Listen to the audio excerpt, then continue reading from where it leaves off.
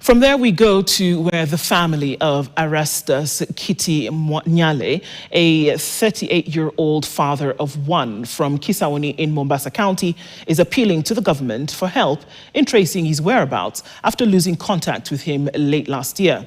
According to the family, Nyale left Kenya in October 2025. His last known travel details indicate he flew from Nairobi to Sharjah before connecting to Domodedovo International Airport in Russia. The flight ticket, which the family has seen, lists a company identified as Great Times Tour and Travels, which they allege facilitated and financed the journey.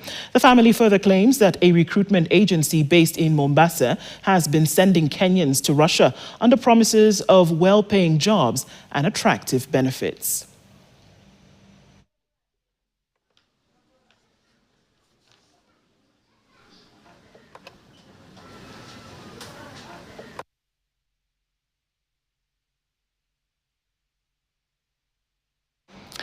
More than